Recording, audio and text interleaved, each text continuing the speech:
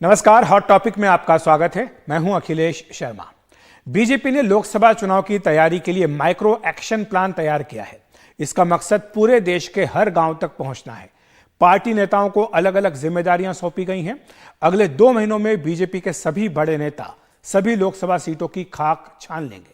राष्ट्रीय पदाधिकारियों की बैठक में इसका खाका तैयार किया गया है। इसकी एक्सक्लूसिव डिटेल्स हम आपके लिए लेकर आए हैं। आपको बता दें कि पीएम मोदी ने पार्टी नेताओं से कहा है कि इस लोकसभा चुनाव में पार्टी को 50% से भी अधिक वोट मिलने चाहिए।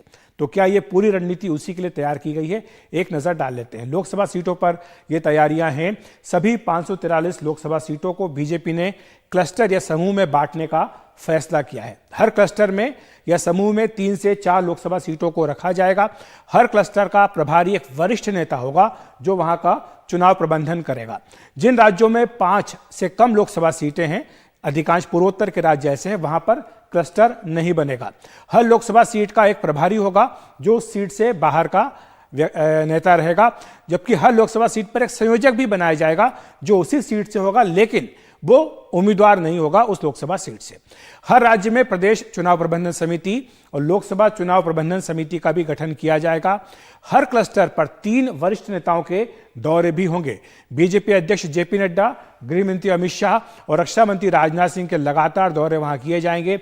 हर नेता के 150 दौरे होंगे और दौरों में वो लोकसभा कोर समिति, प्रबंधन समिति की बैठक में हिस्सा लेंगे। साथ ही बुद्धिजीवी वर्ग तथा कार्यकर्ताओं के साथ सम्मेलन और जनसभाएं भी करेंगे। अन्य वरिष्ठ नेता हर लोकसभा सीट का दौरा करेंगे। वे विधानसभावार कोर समिति और प्रबंध समिति की बैठक में हिस्सा लेंगे। वहीं प्रदेश के जो नेता हैं वो विधानसभाओं का प्रवास करेंगे। ये कार्यकर्ता बैठक, जनप्रतिनिधि बैठक और कार्यकर्ता सम्मेलन करेंगे। देश भर में 4 स्थानों पर लोकसभा विस्तारकों की कार्यशाला भी आयोजित की जाएगी अगले 1 महीने में। इन कार्यशालाओं में जेपी नड्डा और अमित शाह हिस्सा लेंगे और वो इन विस्तारकों का मार्गदर्शन करेंगे। हर राज्य में 50 जगहों पर प्रबुद्ध युवा, महिला, SC/ST सम्मेलन आयोजित भी किए जाएंगे। इसके साथ ही बीजेपी ने बूथ की रणनीति को भी और ज्यादा चाक चौबंद करने का फैसला किया है। पिछले 3 चुनावों में बूथों का जो रिजल्ट आया है उसका विश्लेषण किया जाएगा और उसके हिसाब से बूथवार तैयारी की जाएगी। ये 3 चुनाव हैं। पिछला लोकसभा चुनाव 19 का, उससे पहले का 14 का लोकसभा चुनाव और साथ ही जो पिछला विधानसभा चुनाव उस राज्य में हुआ होगा। इन तीनों ही राज्यों नतीजों के जो होंगे उसके हिसाब से बूथ का एनालिसिस किया जाएगा और वर्गीकरण इसी परिणाम के आधार पर बूथों का होगा। 3 चुनावों में जो बूथ जीते गए हैं उनको एक कैटेगरी में बनाया जाएगा। लोकसभा चुनाव में बूथ जीत गए लेकिन विधानसभा में हार गए, वो एक अलग कैटेगरी होगी। और तीनों चुनाव में जो बूथ हार गए उनकी एक अलग कैटेगरी होगी और उन पर ज्यादा फोकस किया जाएगा। हर बूथ पर एक डिजिटल वॉल पेंटिंग और 5 हाथ से लिखी हुई पेंटिंग करने का भी फैसला किया गया है। मतदाता चेतना अभियान के माध्यम से जो मतदाता छूट गए हैं उनके नाम जोड़े जाएंगे और जो गलत नाम जोड़े गए उनको हटवाना, यह भी पार्टी ने तय किया है। देश भर के 7 लाख गांव से हर गांव से एक कार्यकर्ता जोड़ा जाएगा और उसके साथ संपर्क स्थापित किया जाएगा। पार्टी का विस्तार भी होगा। पार्टी ज्वाइनिंग टीम बनाई जाएगी जो दूसरी पार्टियों से बीजेपी में लोगों को लेकर के आएगी। प्रदेश और जिला स्तर पर यह ज्वाइनिंग टोली बनाई जाएगी। ये विभिन्न चुनावों में सरपंच स्तर तक के सभी उम्मीदवारों की सूची बनाएंगे और उनसे संपर्क साधेंगे। इनमें जो भी प्रभावशाली उम्मीदवार होंगे उनकी पहचान की जाएगी और उन्हें बीजेपी में शामिल करने का प्रयास किया जाएगा। समाज के अलग अलग वर्गों से संपर्क करके उन्हें भी बीजेपी में शामिल कराया जाएगा। इसी के साथ गठबंधन में जो शामिल सहयोगी दल हैं उनसे भी विचार विमर्श लगातार रहेगा। उनके साथ मिलकर साझा तौर पर गतिविधियां हो, इसके भी कार्यक्रम बनाए जाएंगे। मीडिया पर भी खास तौर से फोकस है। सोशल मीडिया के सभी प्लेटफॉर्म पर पार्टी की जो हैंडल्स हैं उनको मजबूत किया जाए, यह तय किया गया है। यूट्यूबर और इंस्टाग्राम के जो इन्फ्लुएंसर्स हैं उन्हें भी पार्टी अपने साथ लाना चाहती है। व्हाट्सएप पर मजबूत तंत्र बनाना चाहती है। हर जोन में सोशल मीडिया इन्फ्लुएंसर्स की बैठक भी आयोजित होगी। मीडिया वर्कशॉप होगी। युवा प्रवक्ता नियुक्त किए जाएंगे। जिला, तहसील और समुदाय आधारित जो समाचार पत्र हैं उन पर खास तौर से ध्यान केंद्रित किया जाएगा। हर कार्यक्रम के लिए पार्टी ने समय सीमा भी तय कर दी है क्योंकि लोकसभा चुनाव में अब केवल 3 महीने का वक्त बचा है। 31 दिसंबर से पहले प्रदेश पदाधिकारियों को जिला टीमों के साथ बैठक करनी होगी, यह तय कर लिया गया। 5 जनवरी से पहले सभी मोर्चों को प्रदेश स्तर पर बैठक करनी होगी। 30 जनवरी से पहले हर लोकसभा चुनाव में कार्यालय खोलना होगा। जनवरी फरवरी में 7 लाख गांव में गांव चलो अभियान, इसकी शुरुआत पार्टी कर देगी। हर बूथ पर वॉल पेंटिंग 5 जनवरी से 14 जनवरी के बीच में निपटा ली जाएगी। 25 जनवरी को राष्ट्रीय मतदाता दिवस है, इस पर 5000 नए मतदाताओं के साथ बैठक भी आयोजित की जाएगी। तो ये पार्टी ने पूरा खाका तैयार किया है। जो पीएम मोदी ने लक्ष्य रखा है 50% से अधिक वोट पाने का, उसके लिए बीजेपी ने ये पूरी रणनीति बना ली। इस पर चर्चा करने के लिए हमारे साथ दो खास मेहमान मौजूद हैं। रशीद किदवई साहब, वरिष्ठ पत्रकार, और साथ ही अकुल श्रीवास्तव जी, संपादक नवोदय टाइम्स। आप दोनों का बहुत बहुत स्वागत है एनडीटीवी इंडिया पर। अकुल जी, आपके पास सबसे पहले आना चाहूँगा। जो बात कही जा रही है 50% वोट के लक्ष्य की, और बीजेपी ने उसी हिसाब से अपनी सारी रणनीति बनाई, इसका खाका हमने दर्शकों के सामने रखा है। क्या ये संभव लगता है, क्योंकि 2019 में बीजेपी को 37.4% वोट मिला था, और जहां बीजेपी ने अकेले 435 सीटें लड़ी थी, वहां पर करीब 46% वोट उसे मिले थे। क्या ये आंकड़ा 50 के पार जा सकता है? देखिए, आपने आंकड़ों को बहुत सही तरीके से रखा है।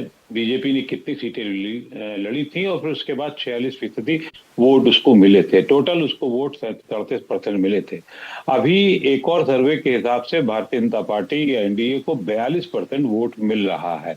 वो टोटल पे है, ना कि जो लड़ने वाली सीट है उन पर है। तो इस हिसाब से इस समय बीजेपी का पूरा फोकस ये होगा, और अगले 2 महीने खास तौर से जो ज्वर आना है, राम मंदिर का जो ज्वर होना है, उस हिसाब से आप ये मान के चलें कि कुछ ना कुछ तो उसको फायदा होना ही होना है, और उसका फायदा लेने की ऑटोमेटिकली नहीं होगा, बल्कि उसकी पूरी कोशिश की जा रही है और उसके लिए पूरी तैयारी हो रही है। भारतीय जनता पार्टी ने जिस तरीके का कार्यक्रम रखा है, उसमें ऐसा नहीं है कि सब कुछ बहुत नया है। अगर आप सोशल मीडिया को छोड़ दें तो बाकी सब वो पहले से करता रहा है, और अब किसे और घने तरीके से किया है। जितने भी परमुटेशन कॉम्बिनेशन हो सकते हैं, मैं इस शब्द का इस्तेमाल बहुत रोचक तरीके से करना चाहूंगा कि वो जो भी संभव है, जैसे भी संभव है, वो सब वर्क को कर लेना चाहता है। उसकी कोशिश, उसके सामने सबसे बड़ी चुनौती है कि नया वोट बैंक कहां से लाए। वो इतना आसान काम नहीं है, लेकिन वो ये जरूर चाहेगा कि जो वोट परसेंटेज बढ़े, उसमें जो वर्ग है उसको, कोई जरूरी नहीं कि पार्टियां उसके साथ में आए, कोई जरूरी नहीं है कि वो और कोशिश करे कि उसको बहुत सारे पार्टियों का हिस्सा मिले। वो ये चाहती है कि जो और वर्ग बने, छोटे छोटे से जो वर्ग बने, वो उसके साथ जुड़ जाएं और वो उसे परसेंटेज में आगे ले जाएं। ये तो कोशिश जो होगी, उनके पास चलते हैं। रशीद जी, आपने ये आंकड़े देखे, बीजेपी की रणनीति भी देखी। मैं आपके साथ अभी आ रहा हूं। हम राजीव गांधी की बात करें 84 में, तब 48.1% वोट मिला था। ये इतिहास में सबसे ज्यादा वोट प्रतिशत है। तो ऐसे में 50% का लक्ष्य रखना, हम जानते हैं कि पिछले लोकसभा चुनाव में भी बीजेपी ने यही लक्ष्य रखा था। 12 राज्यों में और कुछ केंद्र शासित प्रदेशों में उसको 50% से अधिक वोट मिले भी, लेकिन पूरे देश में ये 50% का आंकड़ा, आपको लगता है कि ये जो रणनीति तैयार की, इसके माध्यम से पार्टी हासिल कर सकती है? जी धन्यवाद। देखिए, मुझे लगता है कि बहुत ही मुश्किल है, मतलब असंभव तो मैं नहीं कहूंगा, सब कुछ संभव है। देखिए, जब राजीव गांधी को मिले तो एक भावनात्मक मुद्दा पड़ा था कि इंदिरा जी की जिन हालात में हत्या हुई थी, उससे राजीव गांधी को और कांग्रेस पार्टी को बहुत ज्यादा फायदा हुआ। आप देखिए अखिलेश की, नरेंद्र मोदी जी की लोकप्रियता के बहुत सारे सर्वे किए जाते हैं, जिसमें कभी 70%, कभी 60%, उमूमन तमाम सर्वे में 50% से ज्यादा उनकी लोकप्रियता है 2014 से। तो विश्वसनीयता से ये बात कही जा सकती है। लेकिन जब चुनाव होते हैं तो भाजपा को 31% और 38% वोट मिलते हैं। तो ये थोड़ा सा उनको आत्मचिंतन मंथन की जरूरत है। ये जो आपने पूरी एक लंबी प्रोग्राम की शुरुआत में बताया था कि किस तरह के प्रयास कराएंगे, प्रयास अपनी जगह है, लेकिन वो उसको 12-15%, और जबकि हमारे देश में जो इतने 80-90 करोड़ वोटर है, वो बड़ा ही मुश्किल मामला होता है। देखिए, जैसे आप माइनॉरिटी आउटरीच की बात हो रही है, हम पिछले 2 दिन से देख रहे हैं कि ईसाई समुदाय के पास गए, सिख समुदाय के पास गए, लेकिन आप वहां के देखिए कि क्या पंजाब में 13 में से भाजपा 8-10 5-6 सीटें लाना उसके लिए आसान काम है। गठबंधन के बिना हमें वो बड़ा मुश्किल काम नजर आता है। इसी तरीके से हम अगर ये जो राज्य देखें, जो जैसे बिहार है, महाराष्ट्र है, बंगाल है, तमिलनाडु है, तो वहां भाजपा को पैठ लगाना अभी बहुत मुश्किल काम है। मतलब पिछली बार जो मिले थे चारों जगह राज्यों को मिला के, उसके आधे भी आना इस समय मुश्किल नजर आ रहे हैं। तो इस परिस्थिति में मुझे लगता है कि ये 50% वोट या 400 से ज्यादा सीटें लाना बहुत मुश्किल है। थोड़े आंकड़ों की बात कर लेते हैं अंकु जी। अगर बीजेपी की हम 3 लोकसभा चुनाव की बात करें, 2009, 14 और 19, तो 95 लोकसभा सीटें ऐसी है जो लगातार पिछले 3 चुनाव से जीतती आ रही, यानी पक्की मजबूत सीटें 95 बीजेपी की हैं और 167 सीटें वो है जो 3 में से 2 लोकसभा चुनाव में बीजेपी ने जीती। अगर इन सबको मिला दें तो 262 सीटें बीजेपी की सुरक्षित हैं। और कुछ हमने ये रिपोर्ट किया है कि 160 सीटें जो कमजोर हैं बीजेपी की, जहां पर वो या तो हारी है या जीत का अंतर कम रहा है, उस पर पार्टी पिछले 2 साल से खूब ताकत लगा रही है। यह भी कहा जा रहा है कि जनवरी के अंत तक इन पर चुनाव की घोषणा से पहले ही उम्मीदवार घोषित कर दिए जाएंगे। तो ऐसे में इस रणनीति को आप किस तरह से देखते हैं, चुनाव में पहले उम्मीदवार घोषित करना और खासतौर से कमजोर सीटों पर ज्यादा ताकत लगाना? देखिए, ये चाहे भारतीय जनता पार्टी हो और इसमें कांग्रेस को भी शामिल करिए, क्योंकि कांग्रेस कोई ऐसा नहीं है या विपक्ष कोई ऐसा नहीं है कि वो सब खुला मैदान छोड़ देने वाला है। वो भी अपनी रणनीति तैयार कर रहे हैं, वो भी अपना काम कर रहे हैं, लेकिन वो सामने नहीं आ रहा है क्योंकि उसके अपने अलग कारण है। खैर, भारतीय जनता पार्टी के जहां तक मामला है तो 162 सीटों को लेकर के जो मामला है वो कोई आसान काम नहीं है। वो मतलब कि निकली हुई सीट है जिसमें से बहुत कोशिश की जाएगी तो 10,000 से कम मतों से जीतने वाली सीटें होंगी और उसके अलावा बाकी और सीटें होंगी। उसमें पूरी एड़ी चोटी का जोर लगाना होगा और मैं मानता हूं कि जो आंकड़े हम आप देते रहे हैं, चाहे वो 9 के हों, 14 के हों, 19 के हों, वो कोई जरूरी नहीं है कि वो वैसे ही आ जाएं।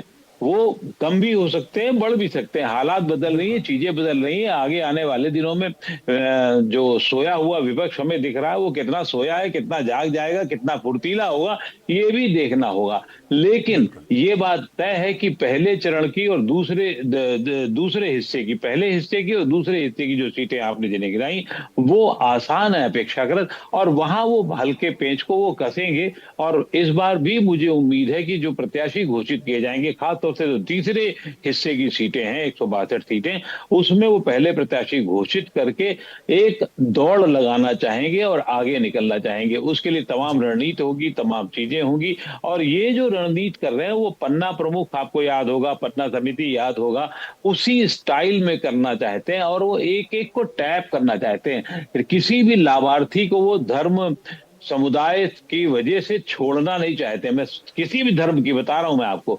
तो वो बात दूसरी की मान लिया जाए कि अल्पसंख्यक समुदाय उन्हें वोट देगा नहीं देगा, लेकिन उनकी कोशिश ये एक अंदर खाने और बात चल रही है कि उसको कैसे जोड़ा जाए, पसमंदा समाज के जरिए से जोड़ा जाए या किसी और तरीके से जोड़ा जाए। दूसरा भी बड़ा फैक्टर है नए मतदाताओं का। करीब 2 करोड़ नए मतदाता संभावित है कि अगले लोकसभा चुनाव में जुड़ेंगे रशीद जी, और ये 2 करोड़ वो मतदाता जिन पर केवल बीजेपी की ही नहीं विपक्ष की भी नजरें लगी रहेंगी। और जैसा अकुश श्रीवास्तव जी कह रहे हैं कि विपक्ष को आप कम मत आंकिए, वो भी अपनी रणनीति बना रहा है। आपको क्या लग रहा है कि ये जो लक्ष्य बीजेपी ने रखा है इसको काउंटर करने के लिए विपक्ष क्या कदम उठा सकता है? देखिए अखिलेश, एक तो विपक्ष के पास एक बड़ा कारगर नुस्खा है, अगर वो उस पर आम सहमति बन जाती है, जो 31 दिसंबर की डेट भी आ रही है, कि अगर एक उम्मीदवार जो है 400 से ज्यादा सीटों पे एक प्रत्याशी खड़ा होता है भाजपा के खिलाफ, तो वो जो है मामला काफी पेचीदा कर देगा। फिर मुझे लगता है 300 का भी टारगेट पूरा करने में बहुत भाजपा को मशक्कत करनी पड़ेगी। दरअसल अखिलेश, समस्या ये है कि कई राज्यों में भाजपा का जनाधार जो है वो बहुत कम है या उनका पिछले सालों में गिरा भी है। जैसे हम आप केरल की बात करें, तमिलनाडु की बात करें, जहां जनाधार नहीं था, या जैसे पंजाब में और पीछे थोड़ा सा खिसक गया, या हम तेलंगाना में देखें जिस तरह की भाजपा को उम्मीद थी उसमें उस तरह का लोकसभा चुनाव के लिए उसकी हो सकता है तैयारियां ना हो। वह बंगाल में उसको 18 लोकसभा सीटें मिली थी, लेकिन हो सकता है कि कम हो। तो ये भी एक भाजपा के लिए बहुत सारी चुनौतियां हैं जिसको भाजपा को देखना होगा। अब बात आती है गठबंधन की। अगर गठबंधन करते हैं तो अपनी सीटें कम हो जाती हैं, फिर आप दूसरों पे, चाहे आप जैसे तमिलनाडु में कोई अलायंस करें या पंजाब में अलायंस करें, तो उसकी और समस्याएं बढ़ जाती हैं, उससे समस्याओं का समाधान नहीं होता और भाजपा अपने मतलब दमखम पे वो 300 पार या 400 पार वाली बात जो है बहुत मुश्किल हो जाएगी। तो विपक्ष की रणनीति पे बहुत कुछ निर्भर पड़ेगा, कितना मजबूत विपक्ष है। अगर इंडिया अलायंस जो कह रहा है उसने करके दिखाया, तो मुझे लगता है कि 24 का चुनाव बहुत रोचक होगा। बिल्कुल, शुक्रिया आपका रशीद जी और अकुश श्रीवास्तव जी हमारे साथ जुड़ने के लिए, विस्तार से समझाने के लिए कि ये जो बीजेपी की रणनीति है इसका जमीन पर किस तरह से असर पड़ेगा और जो लक्ष्य बीजेपी ने रखा है 50% से अधिक वोट पाने का, क्या वाकई वो मुमकिन है या नहीं। हॉट टॉपिक में वक्त एक ब्रेक का, ब्रेक के बाद तुरंत हाजिर होते हैं।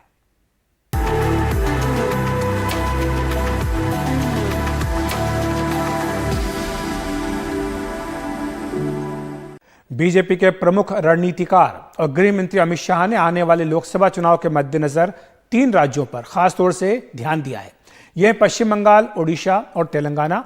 आज वे पार्टी अध्यक्ष जेपी नड्डा के साथ पश्चिम बंगाल के दौरे पर हैं। यहां उन्होंने स्थानीय नेताओं और कार्यकर्ताओं से मुलाकात की। सोशल मीडिया सेल से भी उन्होंने बातचीत की है। पिछले लोकसभा चुनाव में बीजेपी ने राज्य की 42 में से 18 लोकसभा सीटें जीती थी।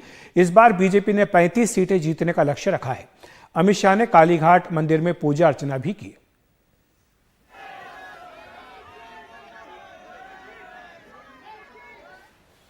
और गृहमंत्री अमित शाह और बीजेपी अध्यक्ष जेपी नड्डा ने अपने बंगाल दौरे में राज्य बीजेपी की कोर कमेटी की बैठक में भी हिस्सा लिया। इस बीच राज्य के लिए चुनाव समिति का गठन भी किया गया है, जिसमें खुद शाह और नड्डा शामिल हैं। उनके अलावा प्रदेश बीजेपी अध्यक्ष सुकांत मजूमदार, नेता प्रतिपक्ष शुभेंदु अधिकारी इसके सदस्य हैं। राहुल सिन्हा, लॉकेट चटर्जी, दिलीप घोष और अमिताभ चक्रवर्ती को भी इसका सदस्य बनाया गया है। साथ ही प्रभारी मंगल पांडे, सह प्रभारी अमित मालवी और आशा लाखड़ा के अलावा 4 महासचिव भी इसके सदस्य बनाए गए हैं। तो हॉट टॉपिक में आज इतना ही। नमस्कार।